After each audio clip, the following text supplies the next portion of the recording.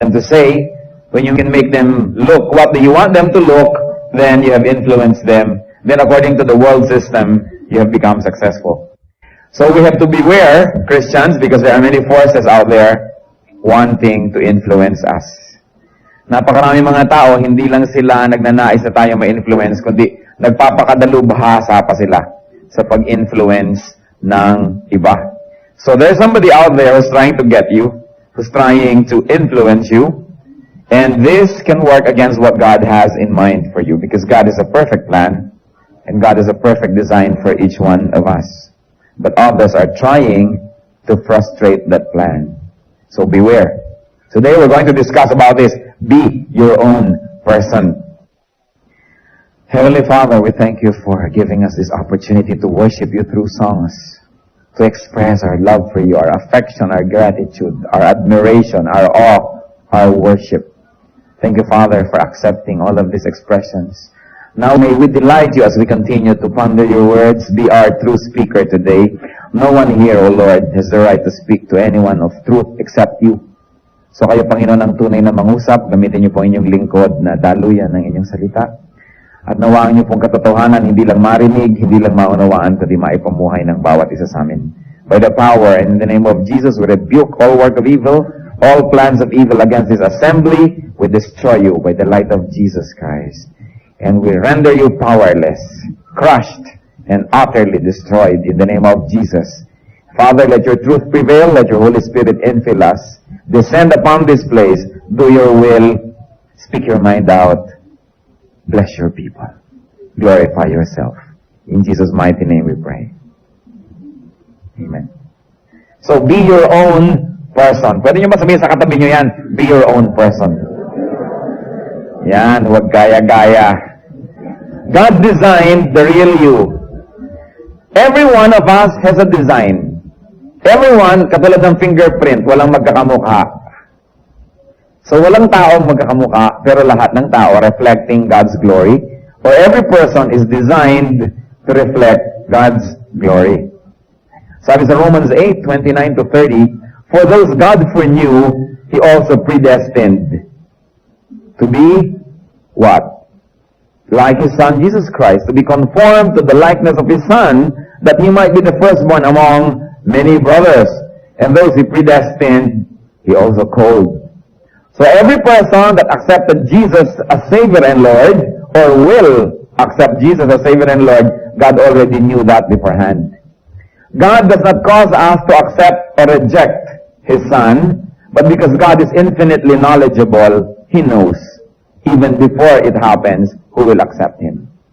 It does not cause us, it is our free will to accept or reject Jesus. But those whom God foreknew, God predestined. Yung mga alam na niya, natatanggap sa kanyang anak, ay ginawa na niya ng isang perfect na future, isang perfect design. And what is that? To be conformed to the likeness of His Son. Na ang ginawang disenyo ng Panginoon para sa atin ay maging kamukha tayo, maging kauri tayo ng kanyang anak, ang ating Panginoong Jesus. So God designed the real you. First of all, that design is based on His foreknowledge and based on predestination. After we have accepted Jesus as Savior and Lord, predestiny takes over. Kasi tinanggap mo na si Jesus as Lord, di ibig sabihin hindi na tayo ang Lord ng ating buhay, doon pa lang mag-uumpisa ang predestiny. Pero hindi mo pwedeng sabihin, a person is predestined to be saved, or this person is predestined not to be saved. Because the Lordship of Jesus Christ takes effect only when you accept Jesus. That's why His Lordship and the implementation of predestiny can only begin when you already have Jesus as Savior and Lord. And what is that predestiny? To be like God. Remember that God created man in His own image. Therefore, the duty of man is to go back to that image that was lost in the Garden of Eden. That is our predestiny. That is what God had ordained for us, that we should all go back to the original perfection that was lost. Of course, nobody reaches perfection in this life, in this side of eternity, but the duty and the privilege of every Christian is to get nearer and nearer and nearer to that perfection. So God called you and me. A man or a woman of God must be the person that God foreknew, predestined, and called to be. Christians are to be their own. And in our definition today, what is to be your own? To be what God has designed you to be. Because that is your identity. Tulad ng ibinigay sa atin na fingerprint, that is your identity. Katulad na ibinigay sa atin na mukha, bone structure, that is your identity. No one else is like you. So you are what God has meant you to be. Christians are to be their persons, not the product of the sinful, twisted, and deformed world system. How can you be your own? Be what God designed you to be. And today, in our continuing journey to becoming what God has wanted us to be all along, what we really are, we're going to discuss 6 steps to be your own person. 1, think what God wants you to think. You know, Satan and other men will always want you to think the way they want you to think. How does Satan want us to think? He wants us to be malicious. He wants us to be judgmental. He wants us to be negative. He wants us to be discouraging. He wants us to be gloomy. He wants us to be suspicious and jealous and boastful and proud. So how can you think the way God wants you to think? First of all, think positively. Be optimistic. But do not be foolish or ignorant or gullible to the point that we're too optimistic, that we no longer recognize real danger signs, we no longer recognize really dangerous people, but we have to be optimistic. Philippians 4:8 gives us a glimpse into this optimism. Sabi niyan, whatever is true, whatever is noble, whatever is right, whatever is pure, whatever is lovely, whatever is admirable, if anything is excellent or praiseworthy, think about such things. It's so beautiful. Philippians 4:8 tells us what to think of. Think about what is true. Pag hindi totoo, huwag niyong isipin. Lalo kung imagination pa lang, huwag isipin. Minsan yung mga selos are born out of very rich imagination. Iniisip mo pa lang, kumukulo lang yung dugo, nagiinit lang yung tenga, at nagngangalit lang yung panga, pero iniisip mo pa lang yan, di pa yung totoo. Kaya ang sabi ng Bible, whatever is true, you think about it. So, minsan nagsususpecha tayo sa ating kapwa, hindi pa naman natin napapatunayan, we begin to behave as if our suspicions are already true. Lumalayo na ang ating loob, nagagalit na tayo, nagtatampo na tayo, yun pala, imagination pa lang natin. So whenever there's some imaginations knocking at your door, you ask, is it true? If it's not true, don't think about it. We have to be ready for the machinations of the evil one. Hindi naman yung caught unprepared tayo sa lahat ng mga traps ng evil. You think about it too, of course, technically, but you don't dwell on those thoughts. And you don't let those thoughts influence your behavior. Whatever is true, whatever is noble. You like to behave a certain way, you like to think a certain way, you like to treat a person a certain way, and you ask yourself, is it noble? Ito ba ay katangi-tangi? Ito ba ay kapuri-puri? Ito ba ay maganda at dakila? At sabi, whatever is right. So alam na agad natin, I think every one of us knows what's right and what's wrong. I think nobody here agonizes na hindi malaman kung alin ang right at wrong. Alam na natin yun. So whenever we think of wrong things, it is by choice that we do so. There are very few things that are wrong pala na hindi natin alam from the beginning. Very few. There are some. Whatever is pure. You are thinking malicious thoughts, judgmental thoughts. Sasabihin natin, ito ba ay pure? Or am I manipulating people and events? Alam niyo po, marami mga tao magaling mag-manipulate. They have a certain script, and they make every person behave and speak according to that script through their machinations, through their charm or whatever it is. But whatever it is, sabi niya, sa Bible, whatever is pure. Then you ask, whatever is lovely. Think of these things. Whatever is admirable. If anything is excellent or praiseworthy, think about such things. So, ang tanong natin lagi, Pag meron tayo palang iniisip, is it true? Kung hindi true, hindi ko ito masyadong bibigyan ng pansin. Baka haka-haka pa lang. Bintang pa lang. Marami sa atin yung bintang, kung makakilos na tayo, parang totoo na eh. Kaya yung mga napagbibintangan, judge agad. Maging sa hukuman, matagal nga bago magbigay ng verdict. Minsan mga Kristiyano, mabilis magbigay ng verdict. You ask yourself, is it noble? Okay, I'm thinking of doing this thing, but is it noble? Is it right? Is it pure? We have failed many times to stop and think about these things. That's why we think of wrong things.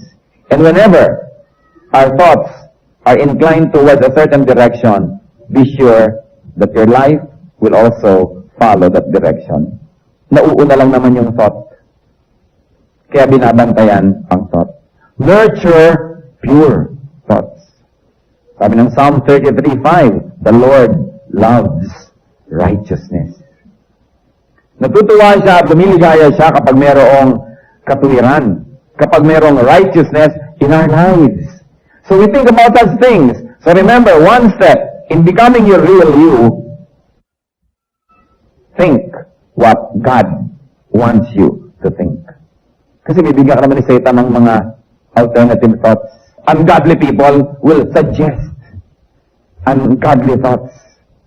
And even our own ungodliness in ourselves will try to surface and teach us. But remember, if you have to be what God has predestined you to be, think what God wants you to think.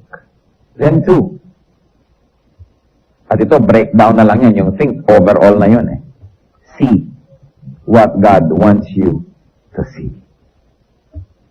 Very often we say, the eyes are the first to leave the Lord. And it's true. Eve saw the fruit, then later as she came near, picked and ate. Yung mata, binabantayan. Binabantayan natin kung ano ang dinadapuan ng ating paningin. So, how do we see what God wants us to see? First, see the good in others. Satan likes you to see what is evil in others, what is imperfect, and what is ugly. And the Lord likes us to focus on the good in others. Certainly, there's a lot of imperfection in other people, but that's the same with us. And if you're going to focus on the imperfection, on what is not good about others, you will begin to think negatively. Then yung first natin, think how God wants you to think, and what God wants you to think of will become what? Betrayed, will get betrayed. So, look, overlook, forgive, and pray for faults and failures of others. Sa pamilya, sa magkakaibigan, sa mag-asawa, sa magkasintahan, sa church, ano bang unang sumisira? E di ang tinitingnan mo yung negative in others. That's not what God wants you to look at. If you're going to look at something negative, look into yourself. And if you're going to look at something nice and good, look at other people. 1 Peter 4:8, above all, love each other deeply, because love covers a multitude of sins. It has never failed to amaze me, this verse. I've consulted with so many references, and nobody has really given the answer that I'm looking for. Na kaninong sin ba yung natatakpan ng love? Yung sin ng minamahal o yung sin ng nagmamahal? Kasi sabi niya, love covers a multitude of sins. And I like to think that it works both ways. If I love you, I will focus on the positive, and my love will cover the negative aspect in you. It will cover your sins. And yet also, if I love other people, and I look at what is positive in them, that same love will cover my sins. Because if I start looking at negative things, I become sinful too. I become judgmental. I become proud. I probably become unkind. So, both ways. Love covers a multitude of sins. You want to sin less and less and less? Love more and more. The way God wants us to love. Because if we love people, there will be very few things that they'll do that will probably hurt us or will make us judgmental or strict. Because love covers a multitude of sins. Kaya nga kung minsan mayroong nabasag na baso, depende kung sinong nakabasag para tayo magalit. Pagka loved one mo, ang tanong mo agad, nasugatan ka ba? Pero pag iba lalo katulong, ala, makabasag ka na naman, salary deduction. Pero pagka mahal mo sabay, pagka anak mo, titingnan mo agad kung baka nasugatan. Most of the time, it's not what people do, but who does it that becomes important. So we should love more. See what God wants us to see. Because no matter how we try to go through life, ang bawat isang tao meron talaga yung kapintasan eh. At meron talaga yung katangian. Pag yung kapintasan ang lagi yung tiningnan, kung meron kayong konting pag-ibig, mawawala pa. At pag nawala na yon, lalong lalaki ang kanyang mga mali. At lalo namang lalaki ang ating mga mata sa pagtingin sa kanyang mga mali. At lalong magiging miserable ang buhay nating lahat. So when you're looking at somebody else, you say, is this God, what God wants me to see? Okay, I'm looking at someone. Is this what God wants me to look at? Or God wants me to look at something positive and nice and beautiful and pure? Another thing under that, seeing what God wants us to see opportunities beyond difficulties. Ang mga godly people, when there's a difficulty, when there's a problem, when there is what you might call a tragedy, they look beyond it and see God. And see an opportunity. There's always an opportunity in every difficulty. Lahat tayo puyat dahil sa kasalan. At masaya naman tayo na puyat dahil sa masayang bagay. But tomorrow morning, Sunday, that's an opportunity to come on time. Is it not? Kasi konting-konting pagkakataon lang yung lahat tayo puyat, huwag niyo papalampasin yung opportunity na maging dakila at maging bayani. Sapagkat ang kadakilaan at kabayanihan ay nangyayari lang sa mga mahihirap na pagkakataon. Kaya pag mayroong mahirap na pagkakataon, ito talaga, nakakainis itong taong ito, then this is my opportunity to be kind. Otherwise, kung mabait naman siya, I don't have any opportunity to be kind. It only follows that I should be kind dahil kind siya. Eh kung hindi na siya kind, this is an opportunity for my life to shine dahil nag-brown out. Eh kung ang liwaliwanag na, yung imunting ilaw niyo, hindi na yung mapupuna. Pero kung habang lalong sumisidi ang dilim, lalo namang na-appreciate kahit kaprasong ilaw lamang. Kaya habang gumugulat mo, this is my opportunity to become. They have a point, I will be the counterpoint. They have a thesis, I will be the antithesis. In fact, I will be the synthesis. Meron silang kontra, kukontrahin ko yun para mag-balance. Nagkakagulo na dito, nagsisigawan na, I will become. This is my opportunity to shine for the Lord. Nagkakapaguran na, maiinit na ang ulo ng lahat. This is my opportunity to show the Spirit in me. The peace, the love. You know, when there is a difficulty, Christians should see the opportunity. Because the more difficult the situation, the better the opportunity to shine for God. Kaya sabi sa Hebrews 12:15, see to it that no one misses the grace of God, and that no bitter root grows up to cause trouble and defile many. When there's a difficulty, say, I will never miss the grace of God in this opportunity. Because every difficult situation is accompanied by God's grace.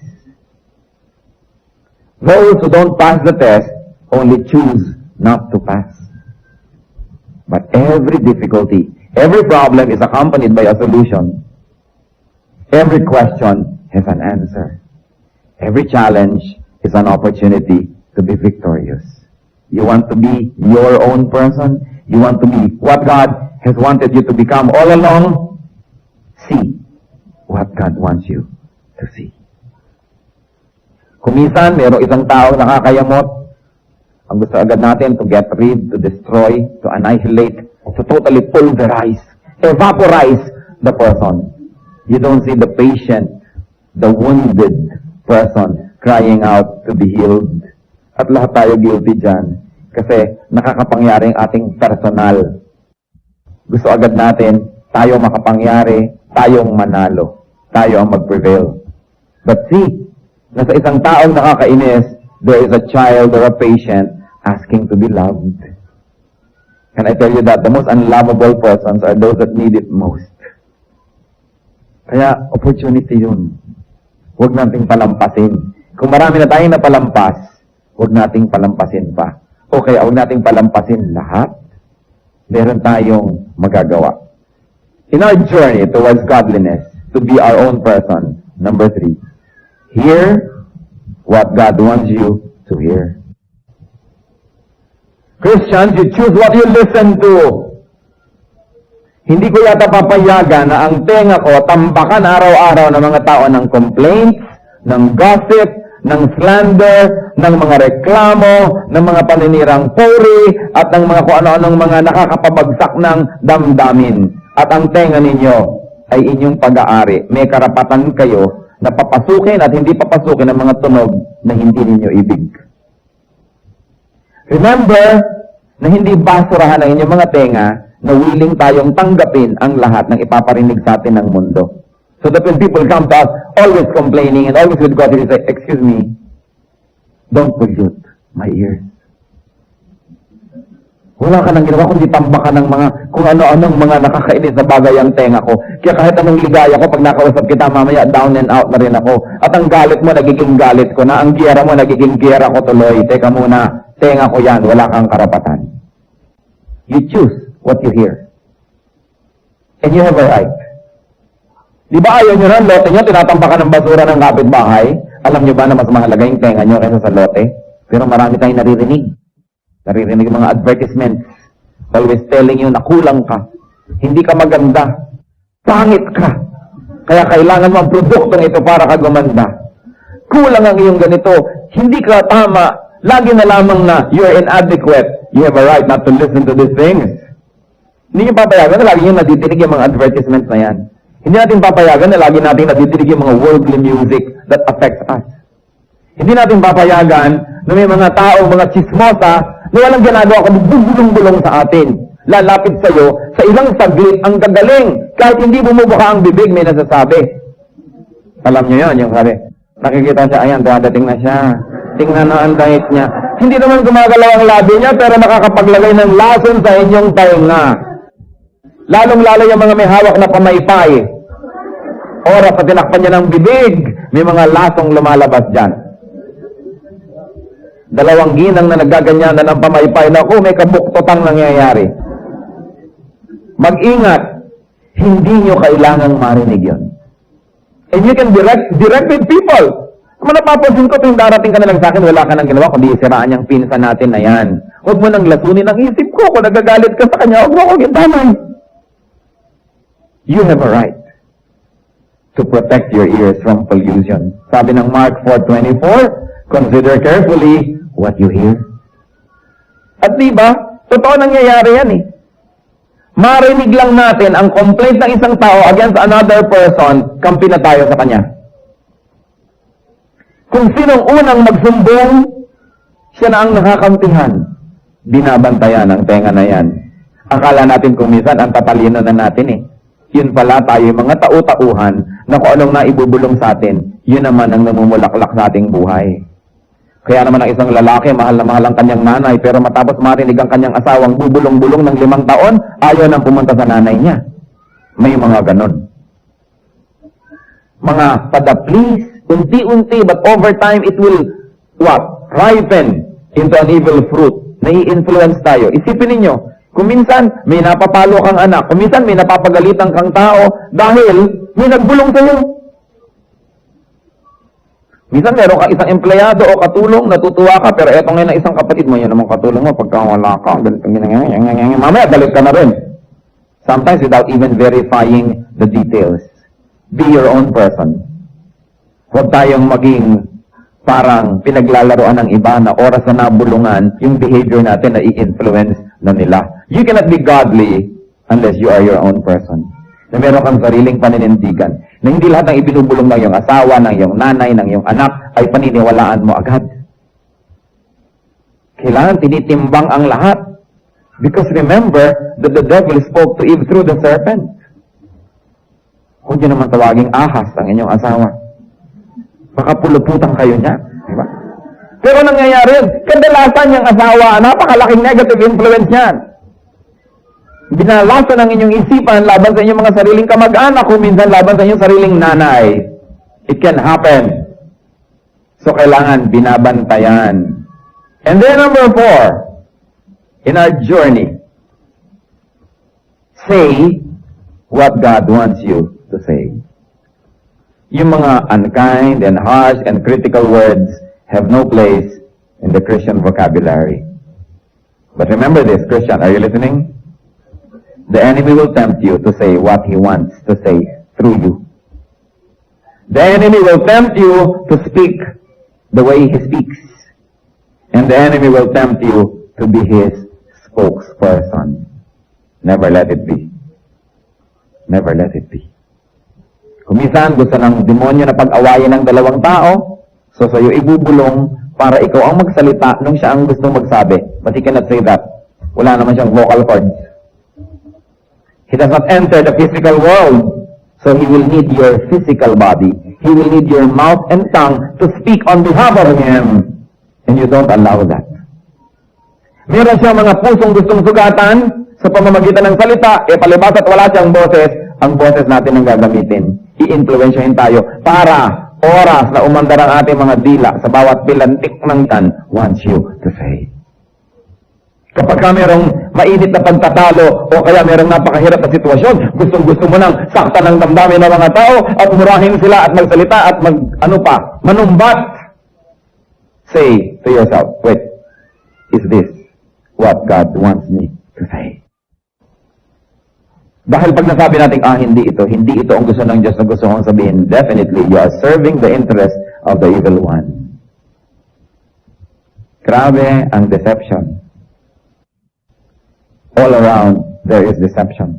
Kaya ang sabi ng Luke 6:45, the good man brings good things of his mouth, out of the good stored up in his heart. And the evil man brings evil things out of the devil, and out of the evil stored up in his heart. At ano pong sabi? For out of the overflow of his heart, his mouth speaks. Kung anong laman ng puso, yun ang lumalabas sa bibig.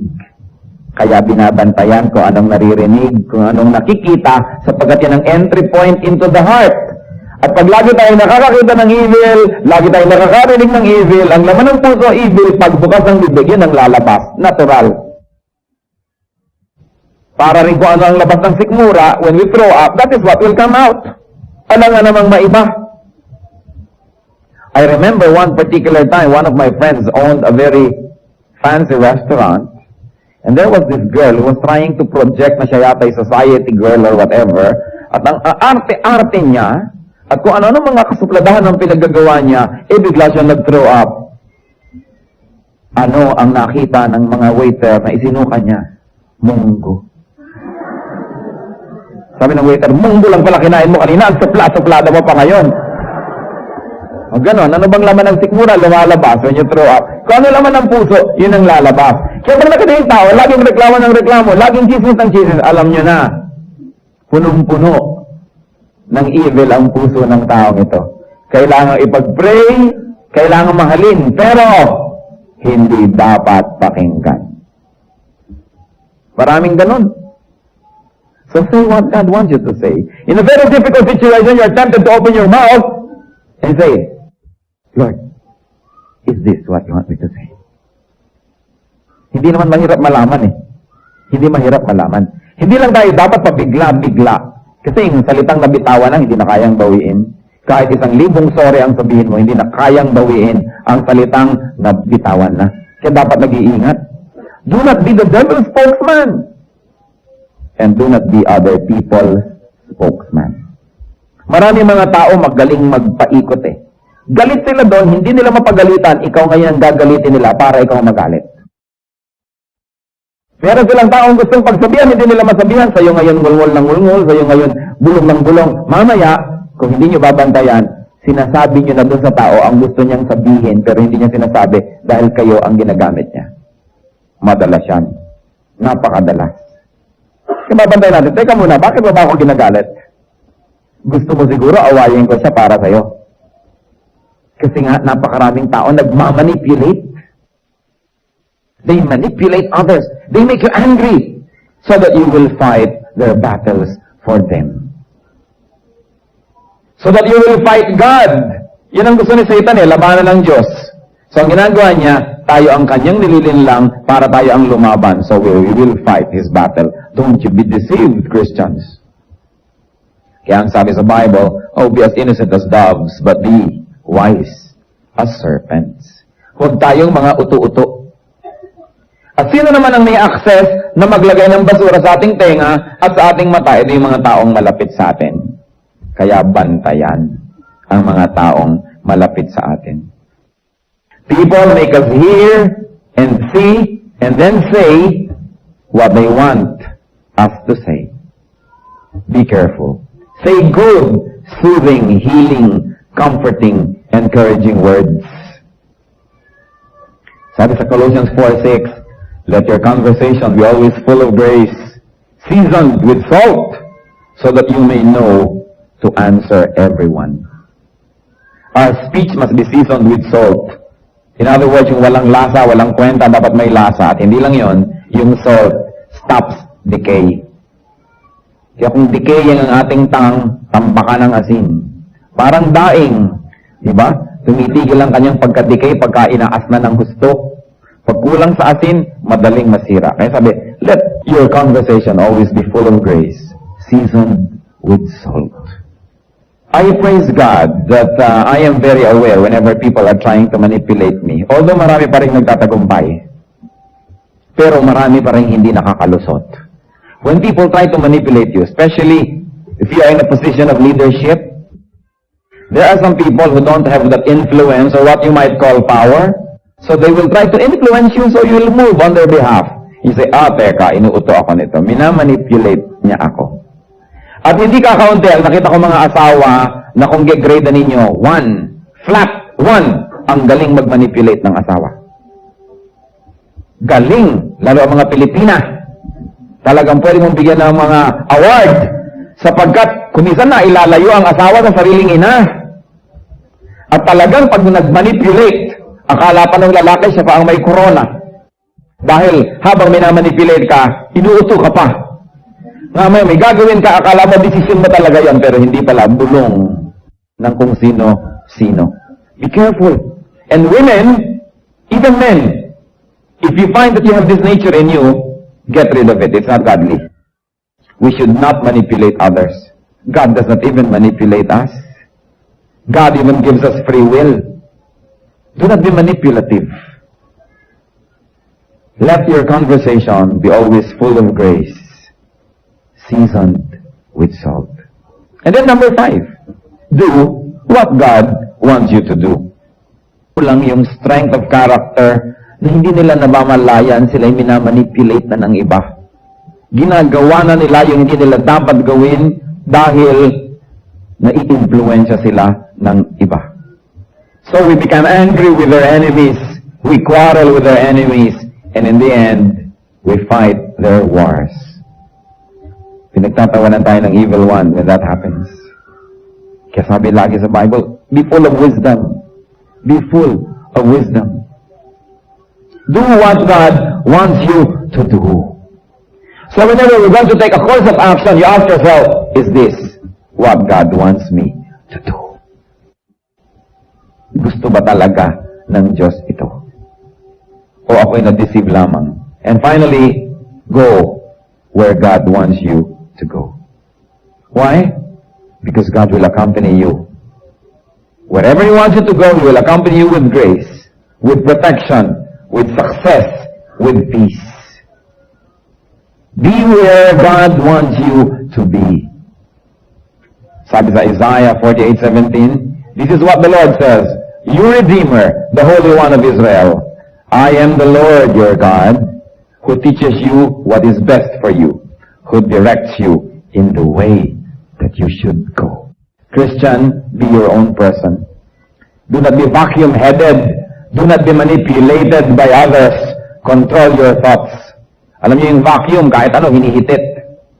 Pag hindi puno ng wisdom and godliness ang ating mind, hihititin yan ng kung ano ng mga basura everywhere. So make sure that your mind is always full of godly thoughts. When the devil finds it to be empty, he will fill it with his own thoughts.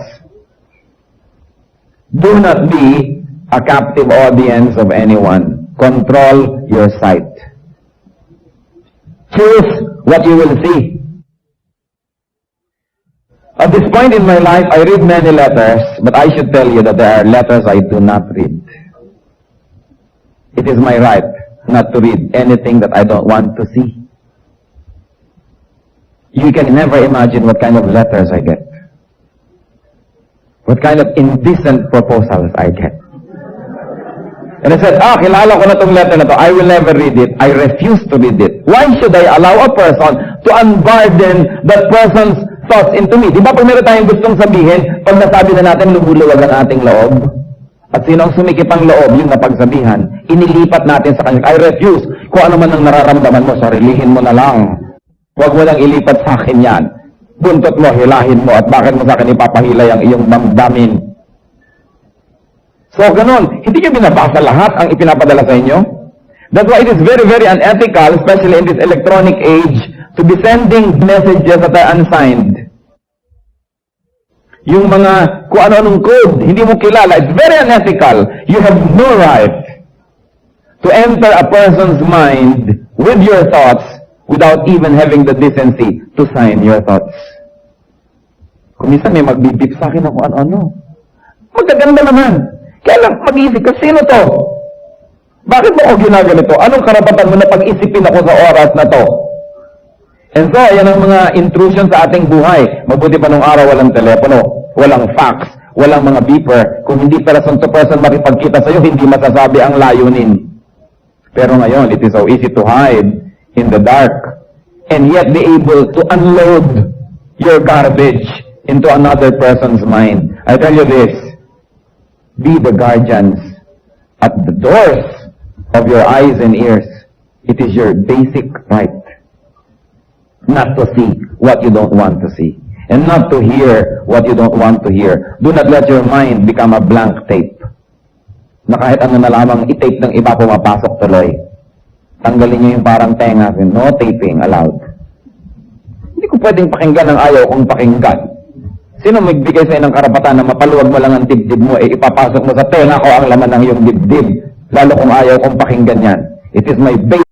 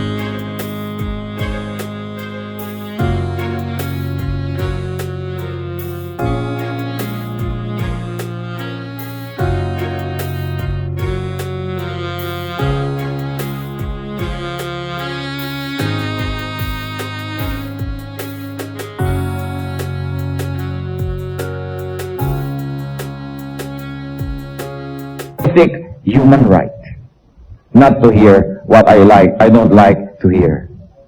And Christians, do not be the loudspeaker of others. Do not be a lip sync artist. Alam niyo yung lip sync, di ba? Lip synchronization. Yung mga kumakanta kunwari sa TV pero gagano'n lang ang bibig kasi kasabay tape. Di ba? Madalas mga tao ganyan. Bumubuka-buka ang bibig pero ang nanggagaling na sound hindi naman galing sa puso nyo, galing sa iba and you're being used. Nag-lip sync kayo nun. Don't permit it. Control what you say. And Christian, do not be a robot. Control what you do. Do not become an unwilling participant in many people's games. And then, do not be a guided missile or a remote-controlled machine. Control your direction. Go where God wants you to go, not where people influence you to go. You are what God wants you to be. You can be what God wants you to be. Anything apart from what God wants you to become is not you. Will not be you.